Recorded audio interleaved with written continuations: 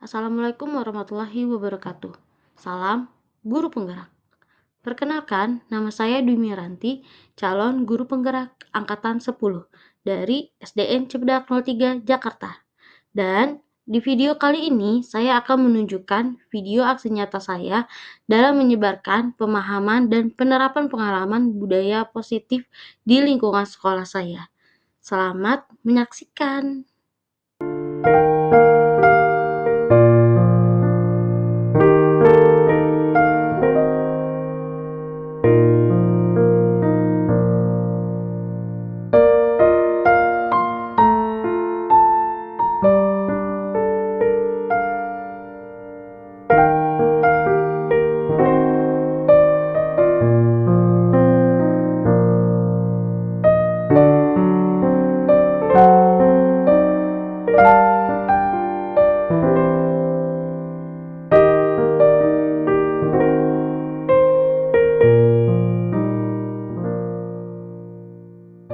Assalamualaikum warahmatullahi wabarakatuh.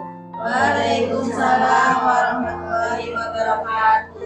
Yang terhormat Ibu Kepala Sekolah, Ibu Yuliana MPD. Yang saya hormati rekan-rekan saya, Bapak Ibu Guru hebat.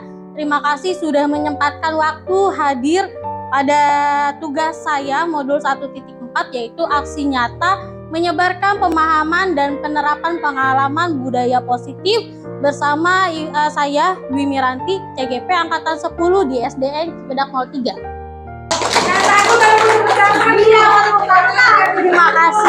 Terima kasih.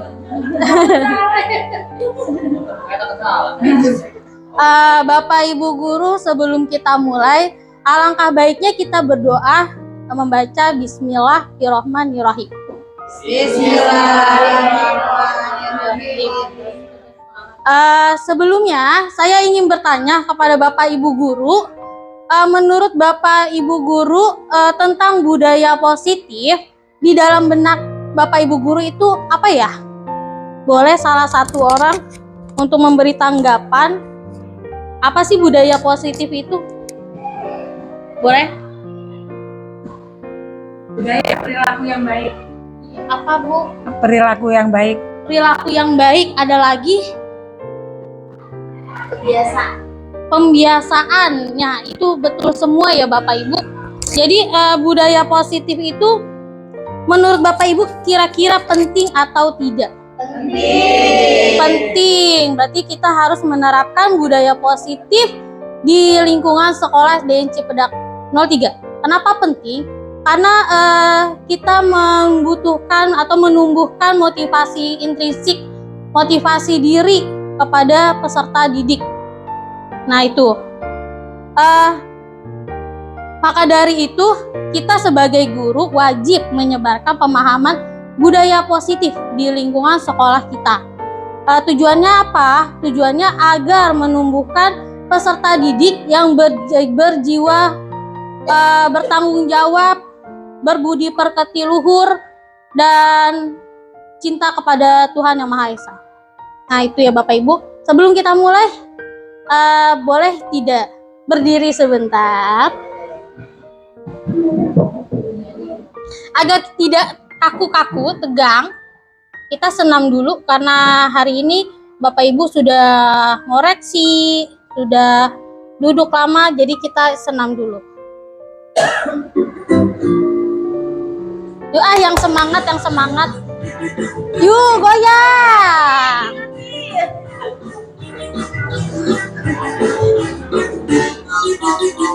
Tangan diputar-putar, tangan diputar-putar, pegang ladamu. Tangan diputar-putar, peganglah lutut. Goyang-goyang, goyang. Asik. Tangan diputar-putar, bertepuk tangan. Tangan diputar-putar, peganglah bahu. Tangan diputar-putar, peganglah lutut. Digoyang-goyang, digoyang-goyang, digoyang-goyang. Lagi. diputar ke atas, diputar-putar, diputar ke bawah, diputar-putar, diputar ke kanan, diputar-putar, diputar ke kiri. Asik dong.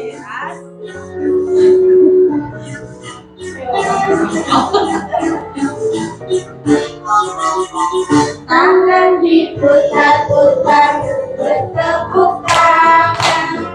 Tangan diputar-putar, peganglah bahu. Tangan diputar-putar, peganglah lutut. Digoyang-goyang, digoyang-goyang, digoyang-goyang. Lagi. Diputar-putar, bertepuk tangan. Tangan diputar-putar, peganglah bahu. Tangan diputar-putar, peganglah lutut. Digoyang-goyang, digoyang-goyang, digoyang-goyang. Diputar-putar, diputar ke atas, diputar-putar, diputar ke bawah, diputar-putar, diputar ke kanan, diputar-putar, diputar ke kiri.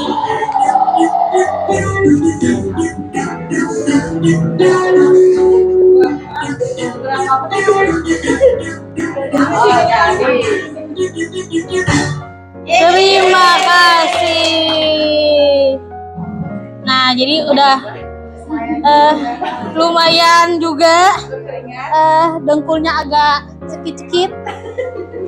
Oke. Bapak Ibu guru, di sini ada beberapa konsep. Ada beberapa konsep budaya positif. Jadi kita akan mempelajari budaya positif itu ada di sini konsep tentang perubahan paradigma belajar, nilai-nilai kebajikan, segitiga restitusi, posisi kontrol guru, motivasi perilaku manusia, keyakinan kelas, kebutuhan dasar manusia, dan disiplin positif. Jadi satu demi satu kita akan membahas. Yang pertama adalah perubahan paradigma belajar atau bisa disebut pembelajaran dengan paradigma baru. Sebelum saya membahas ini, saya ingin bertanya pada Bapak Ibu guru, kira-kira di kelas Bapak Ibu guru menerapkan pembelajaran yang berpusat pada guru atau pembelajaran yang berpusat pada murid? Boleh memberi sebuah tanggapan? Alasannya kenapa? Ada yang mau berbicara?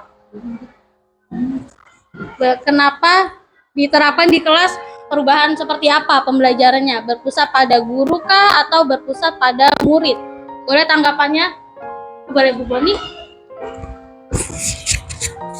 Pembelajaran berpusat pada murid karena kita memfokuskan kepada murid. Pembelajaran itu dari yang tidak tahu menjadi tahu, dari yang tidak ngerti menjadi ngerti, dari yang tidak bisa menjadi bisa. Itu harapan kita kepada murid-murid. Boleh, ada lagi yang lain?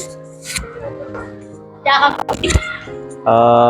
Kalau saya berpusat pada murid karena menerapkan apa yang mana itu sesuai dengan kebutuhan siswa ya. Jadi siswa kita asesmen terlebih dahulu sampai mana, kemudian kita sesuaikan dengan kebutuhan siswa, pemahaman siswa, sehingga nanti tidak murid berpusat pada guru, tapi guru berpusat pada murid. Terima kasih yang sudah memberi sebuah tanggapan. Di sini betul semua, berpusat pada murid karena idealnya yang harus kita terapkan di dalam kelas adalah pembelajaran yang berpusat pada murid. Karena prinsip pembelajaran berpusat pada murid adalah pembelajaran yang berdiferensiasi. Artinya, peserta didik belajar sesuai kebutuhannya, berdasarkan tahap perkembangannya. Karena bagaimanapun siswa kita di dalam kelas 32 itu memiliki kebutuhan yang berbeda-beda. Jadi pembelajaran yang berpusat pada murid itu sangat konsepnya sesuai dengan pembelajaran berdiferensiasi. Jika Bapak Ibu guru berpusat pada guru, otomatis hanya mentransfer ilmu saja, tapi kebutuhan murid itu tidak tercapai karena menyamakan ratakan murid. Nah, itu tujuannya apa pembelajaran berdiferensiasi? Tujuannya adalah mewujudkan profil pelajar Pancasila. Bapak Ibu guru pasti sudah tahu, profil pelajar Pancasila itu memiliki 6 dimensi, yaitu beriman, bertakwa kepada Tuhan Yang Maha Esa, berakhlak mulia, kedua mandiri, bernalar kritis, berkebinekaan global, bergotong royong, dan kreatif.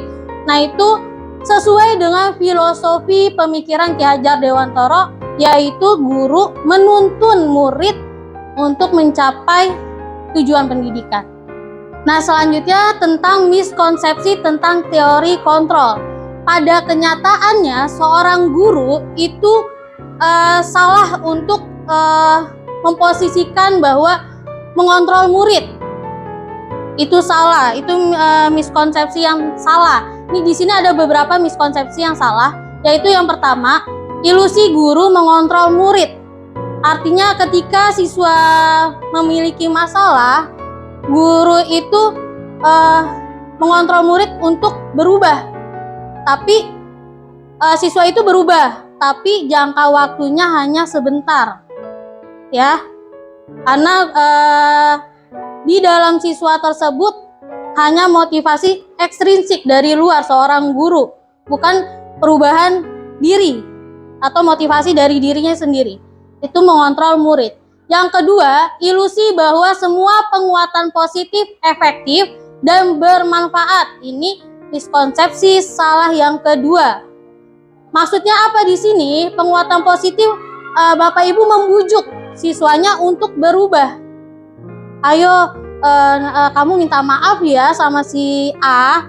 Nah, itu Bapak Ibu membujuk siswanya untuk berubah, sama halnya dalam mengontrol murid. Jangka waktunya hanya sebentar.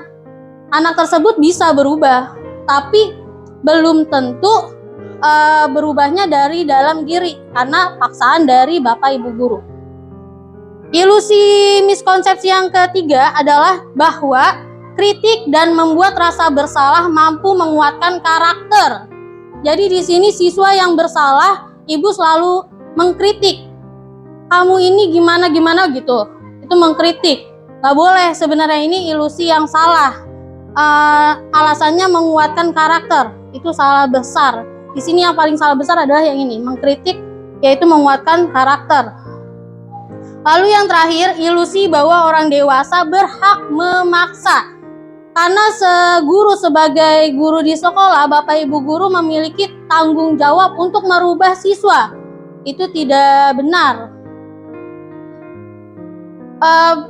Merasa bertanggung jawab, jadi Bapak Ibu guru memaksa anak untuk berubah. Itu salah besar. Lalu bagaimana teori kontrol yang seharusnya diterapkan, yaitu ubah mindset Bapak Ibu untuk menyamaratakan manusia, untuk memandang manusia itu sama, ubah paradigma Bapak Ibu guru mulai dari sekarang.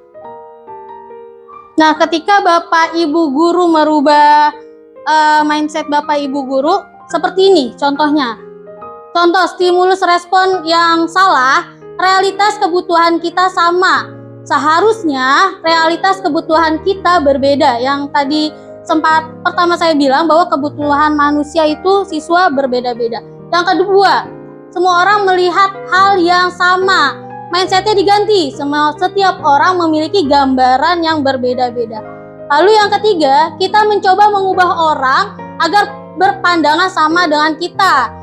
Karena Bapak Ibu guru sebagai tanggung jawab di sekolah, Bapak Ibu guru berhak memiliki pandangan yang sama dengan murid. Seharusnya kita berusaha memahami pandangan orang lain tentang dunia. Contohnya, kalau ada siswa yang berbuat salah, tanyakan dulu alasannya kenapa. Lalu yang selanjutnya, perilaku buruk dilihat sebagai suatu kesalahan. Ya, seharusnya dirubah menjadi semua perilaku memiliki tujuan. memiliki alasan. Selanjutnya, orang lain bisa mengontrol saya. Orang lain ini adalah guru, sayanya adalah murid. Jadi, guru bisa mengontrol seorang murid. Diganti mindsetnya menjadi hanya siswa yang bisa mengontrol diri sendiri. Untuk tujuannya adalah agar siswa berubah, memiliki motivasi intrinsik dari dalam diri sendiri. Selanjutnya, saya bisa mengontrol orang lain. Bapak Ibu guru mau bisa mengontrol seorang murid. Dirubah menjadi Anda tidak bisa mengontrol orang lain, karena mengontrol orang lain itu tidak benar. Kita harus mengontrol diri kita sendiri. Siswa bisa mengontrol diri sendiri. Lalu pemaksaan ada pada saat bujukan gagal. Jadi ketika Bapak Ibu guru membujuk siswa untuk berubah, terus gagal, nah Bapak Ibu guru memaksa seorang murid untuk berubah, itu tidak benar. Diganti dengan kolaborasi dan konsensus menciptakan pilihan-pilihan baru. Jadi buatlah sebuah pilihan-pilihan yang bisa menjadi alternatif siswa. Lalu model berpikir menang atau kalah diganti menjadi model berpikir menang-menang. Nah itu.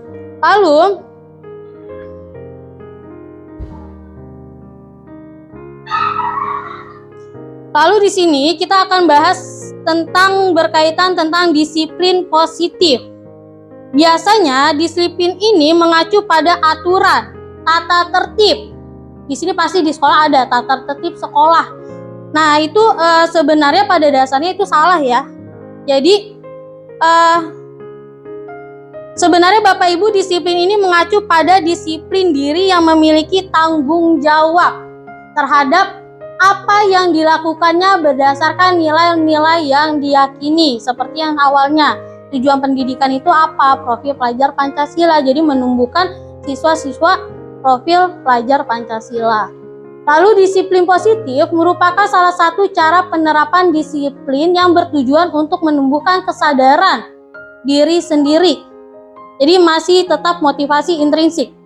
Lalu tujuannya adalah menciptakan anak-anak yang memiliki disiplin diri sehingga mereka bisa berperilaku dengan mengacu pada nilai-nilai kebajikan universal. Jadi masih mengacu pada motivasi, memiliki motivasi intrinsik bukan ekstrinsik. Ekstrinsik ini dari Bapak Ibu guru. Jadi jangan salah paham bahwa motivasi boleh dari Bapak Ibu guru. Merubah siswa boleh dari Bapak Ibu guru. Itu salah. Lalu bagaimana nilai-nilai kebajikannya? Di sini nilai-nilai kebajikan ada banyak nilai-nilai kebajikan, dan di sini saya hanya mengambil 3 yang sesuai, yang bagus dan sesuai. Sebenarnya nilai kebajikan semuanya bagus, cuma saya mengambil 3. Nilai kebajikan itu sudah mengacu pada ilmu, ras, agama, dan dipersempit menjadi seperti ini. Yang pertama adalah profil pelajar Pancasila. Yang kedua dari Ibu Primary Years Program atau PYP. Sikap muridnya menjadi toleransi, rasa hormat, integritas, mandiri, menghargai, dan lain sebagainya. Yang terakhir adalah keterampilan hidup. Dapat dipercaya, lurus hati, pendengar yang aktif, tidak merendahkan orang lain, dan memberikan yang terbaik dari diri. Nah, itu adalah nilai-nilai kebajikan universal. Lalu selanjutnya adalah kebutuhan dasar manusia. Jadi manusia, siswa-siswa memiliki kebutuhan dasar tersendiri. Seluruh tindakan manusia memiliki tujuan tertentu. Semua yang kita lakukan adalah usaha terbaik kita untuk mendapatkan apa yang kita inginkan.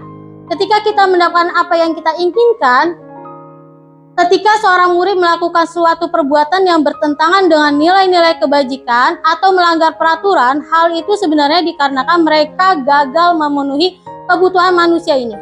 Nah, kebutuhan manusia itu ada 5. Yang pertama adalah bertahan hidup atau survival. Di sini biasanya teori fisiologis, yaitu tentang rumah, makan, pokoknya kekeluargaan di sini. Contoh, misalkan contoh kasusnya adalah Doni di kelas mengambil makanan temennya.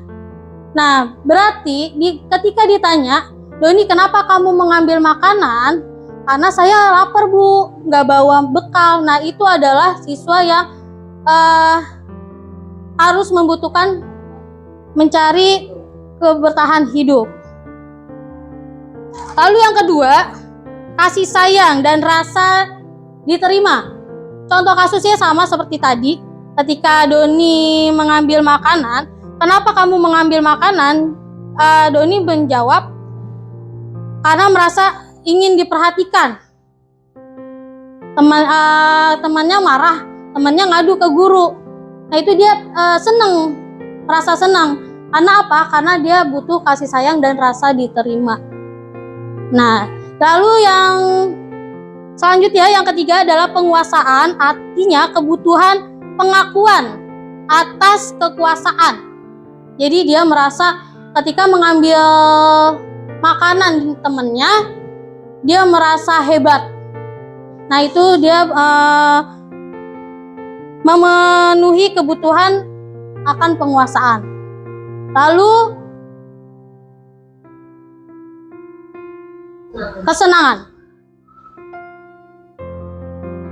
kesenangan, dia sama contoh kasus ya seperti tadi, dia merasa senang ketika dia menggoda, karena teman saya marah itu lucu gitu.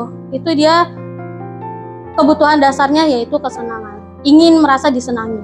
Lalu yang terakhir adalah kebebasan. Contoh kasusnya sama seperti tadi, ketika ditanya kenapa Doni mengambil makanan, karena kebebasan untuk memilih ya, karena ini Bu, makanan saya tiap hari itu aja Bu, saya bosen. Jadi saya mencari makanan yang lain. Nah itu dia mencari kebutuhan hidup, kebebasan. Karena ibunya tidak memberikan pilihan. Jadi dikasih makanan itu, jadi ada masalah baru. Itu Bapak Ibu. Lalu selanjutnya, nah ini motivasi perilaku manusia. Nah ini adalah motivasi ekstrinsiknya. Yang pertama, untuk menghindari ketidaknyamanan atau hukuman. Contoh misalkan nih Bapak Ibu guru absen, datang tepat waktu, karena apa? Karena menghindari ketidaknyamanan atau hukuman. Kalau telat pasti kan diomelin. Nah itu motivasi ekstrinsik dari luar. Lalu motivasi ekstrinsik yang lainnya untuk mendapatkan imbalan atau penghargaan. Jadi di sini di kelas Bapak Ibu guru tidak boleh tuh yang namanya memberikan imbalan atau penghargaan. Kenapa? Karena motivasi dia itu hanya motivasi ekstrinsik. Biasanya contoh misalkan disiplin, misalkan waktu dia tidak datang terlambat, ibu memberikan sebuah bintang. Ketika Bapak Ibu guru tidak masuk, digantikan dengan guru lain, lalu tidak ada bintang, apakah akan berjalan? Tidak, itu motivasi ekstrinsik. Jadi lebih baiknya sebuah penghargaan dan imbalan itu kata-katanya jangan harus, itu tidak diwajibkan seperti itu. Itu salah.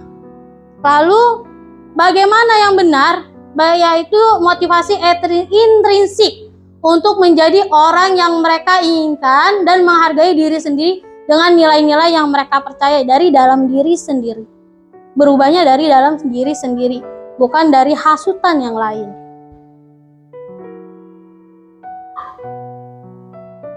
Nah, di sini adalah metode-metode yang tadi motivasi perilaku manusia, ada sebuah teori motivasi, yaitu hukuman, konsekuensi, dan restitusi.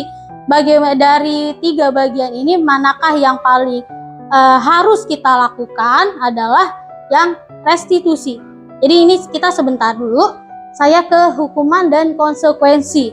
Karena di sekolah terlalu banyak hukuman dan konsekuensi. Kalau misalkan tidak mengerjakan PR, konsekuensinya berdiri 1 kaki. Nah itu sebenarnya tidak boleh. Lalu misalkan terlambat lari 10 keliling lapangan, nah itu tidak boleh. Itu sebuah hukuman, itu tidak boleh. Nah kalau hukuman ini artinya tidak terencana atau tiba-tiba. Anak atau murid tidak tahu apa yang akan terjadi dan tidak dilibatkan untuk membuat sebuah keputusan. Hukuman bersifat satu arah dari pihak guru saja, tidak bertanya terlebih dahulu siswa alasannya kenapa dia terlambat, alasan kenapa dia tidak mengerjakan PR, tapi hanya satu arah, langsung dihukum. Lalu hukuman ini bersifat fisik maupun psikis, jadi merasa siswanya jadi trauma. Nah itu hukuman. Lalu perbedaan dengan konsekuensi. Kalau konsekuensi itu terancana atau sudah disepakati, jadi sudah ada aturan tapi dia melanggar.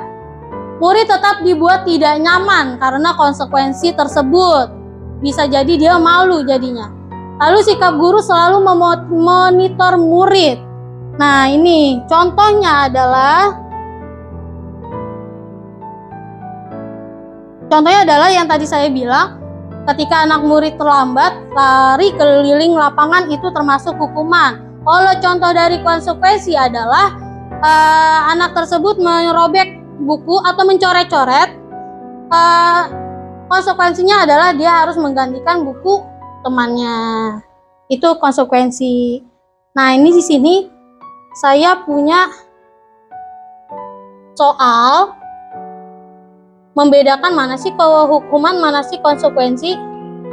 Nah, Bapak Ibu, di sini saya punya game. Bapak Ibu tinggal bilang ada sebuah kasus, beberapa kasus. Bapak Ibu tentukan mana yang termasuk hukuman, mana konsekuensi. Nah, silakan. Termasuk hukuman atau konsekuensi.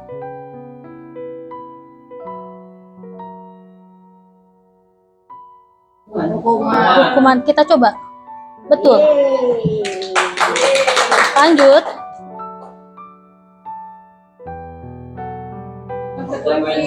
Konsekuensi, kita coba. Betul. Lanjut. Konsekuensi. Lanjut. Oke, hukuman. Berarti paham ya Bapak Ibu ya? Alhamdulillah paham. Lalu bagaimana metode pendisiplinan yang baik? Yaitu menggunakan restitusi. Proses menciptakan kondisi bagi murid untuk memperbaiki kesalahan. Jadi kita percayakan kepada siswa untuk menyelesaikan masalahnya. Kita hanya membantu untuk memvalidasi tindakannya dan lain sebagainya. Lalu proses yang kolaboratif mengajarkan murid untuk mencari solusi sendiri. Nah itu adalah metode pendisiplinan yang paling baik. Nah itu. Lalu bagaimana caranya Bu? Nah caranya adalah di sini ada 5 posisi kontrol guru. Jadi Ibu memosisikan kontrol guru itu sebagai apa? Penghukumkah? Membuat orang merasa bersalah? Sebagai teman, pemantau, atau manajer? Nah, di sini yang paling baik adalah sebagai manajer. Nah, di sini ada contoh.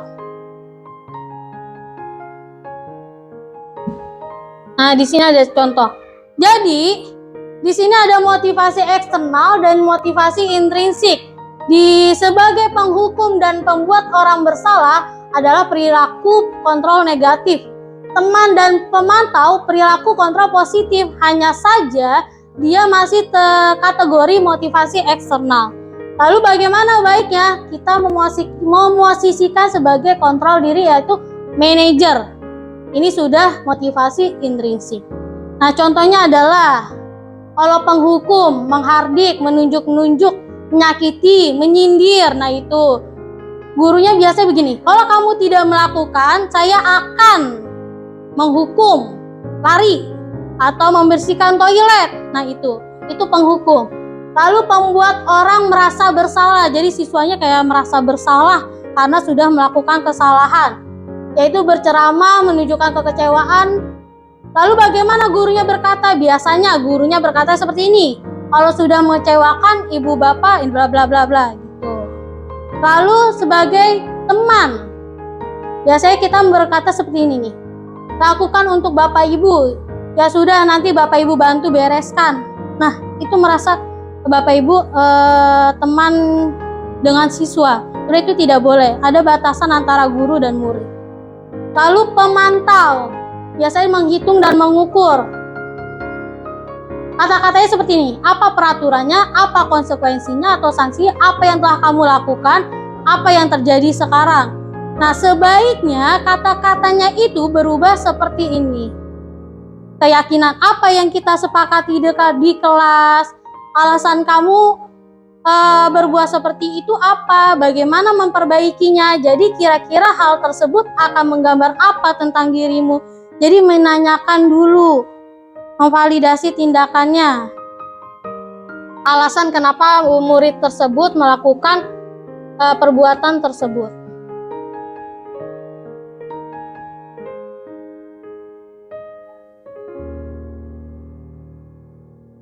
Nah, selanjutnya sebelum ke segitiga restitusi, sebelum memecahkan sebuah masalah, kita di dalam kelas harus membuat keyakinan kelas.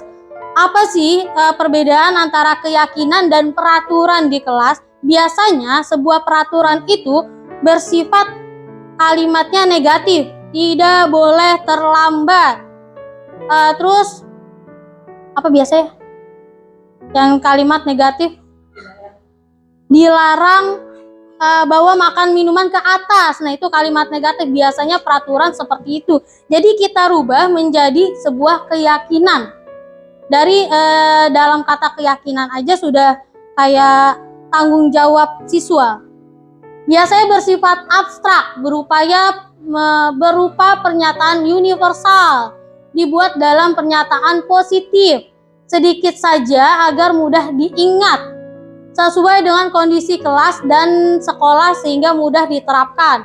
Semua warga sekolah, warga kelas dilibatkan saat membuat keyakinan kelas.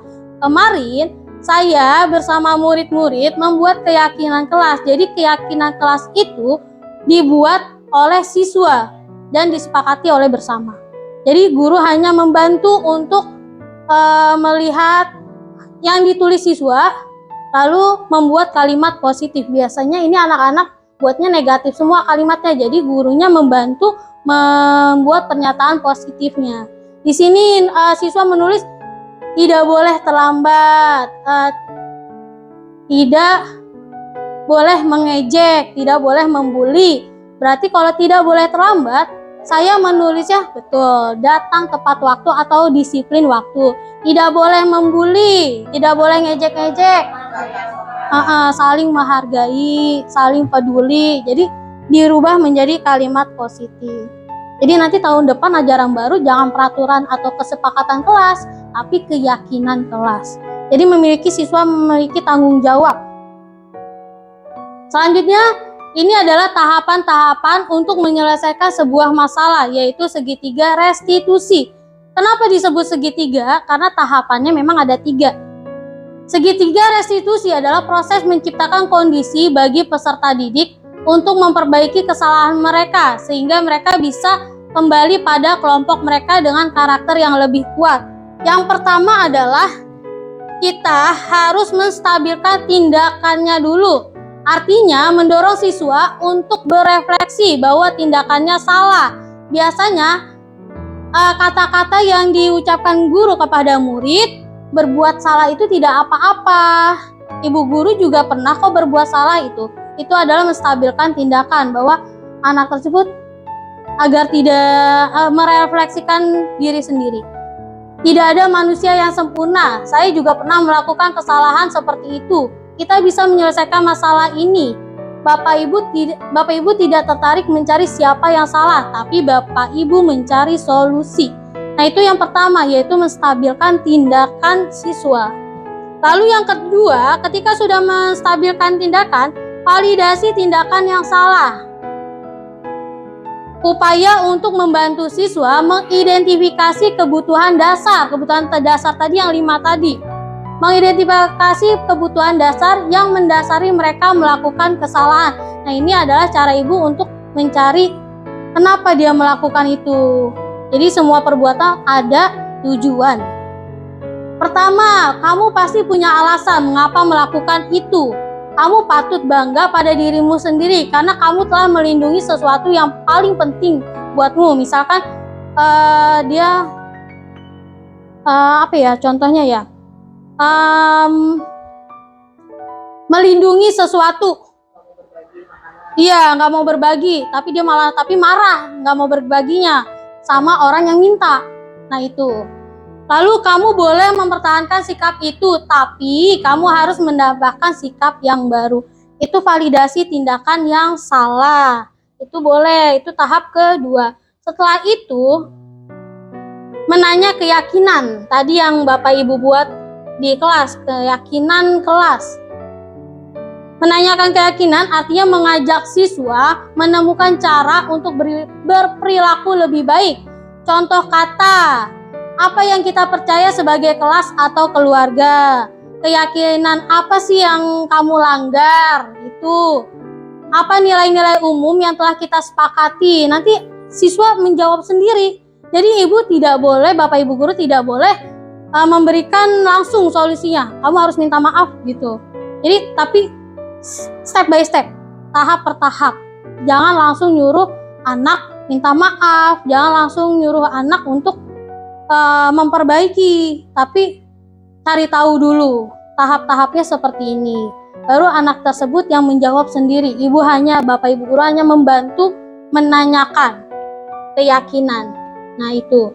Sampai sini ada yang ingin mengutarakan di kelasnya mungkin, oh iya Bu Mira, gini-gini atau apa, memberi tanggapan. Boleh?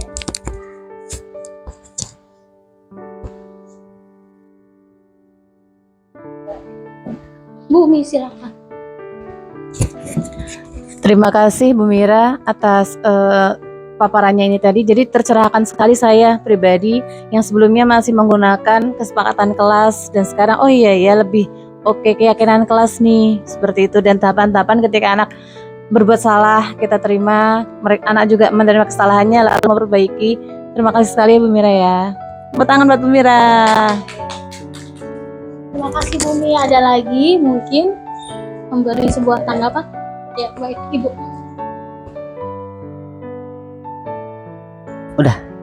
Baik, terima kasih Bu Mira. Assalamualaikum warahmatullahi wabarakatuh.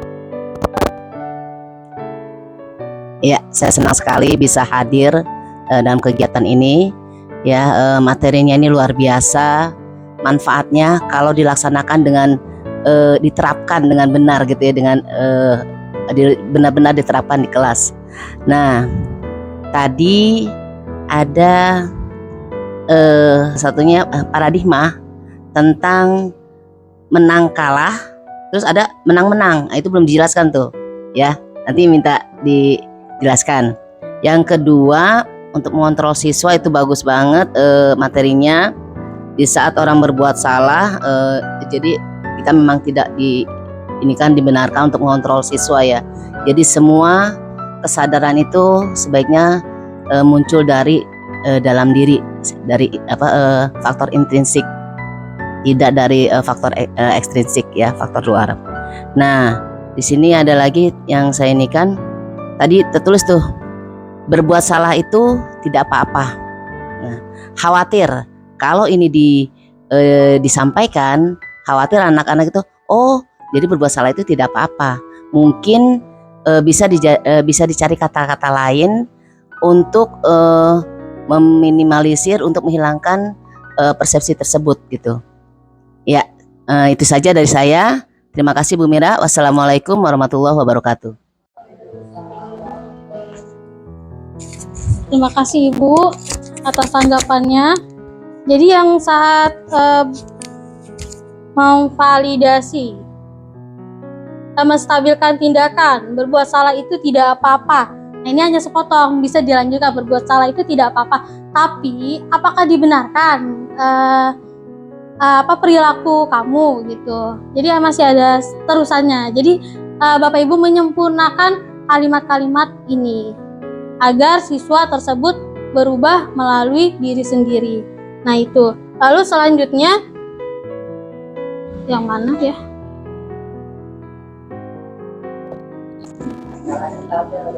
Oh, tabel. Bukan. Nah ini. Ada yang ingin? Oh, nggak tahu.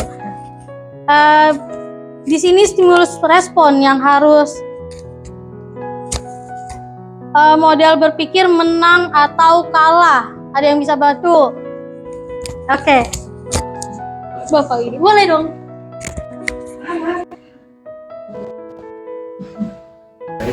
Terima kasih atas kesempatannya berkaitan dengan ubah paradigma Anda ya terkait stimulus dan respon, yang mana kita sering mengasumsikan, meyakini bahwa setiap pertandingan itu ada menang dan kalah. Namun itu kan motivasi diri sendiri tapi pesimis gitu kan. Nah, namun teori kontrolnya yakni model berpikir menang dan menang. Nah, di sini kalau dasar Al-Qur'annya fastabiqul khairat itu kan selalu berlomba-lomba dalam kebaikan. Nah, menang-menang di sini dalam artian kita tidak boleh kecil hati, walaupun misalkan ada salah satu di situ yang kalah, tapi kita tetap berusaha mengevaluasi diri, mengevaluasi keseluruhannya untuk tindakan yang positif ke depan itu supaya bisa berhasil. Dalam artian ini menang berarti kita selalu bisa berlomba-lomba terus untuk mencapai tujuan yang baik.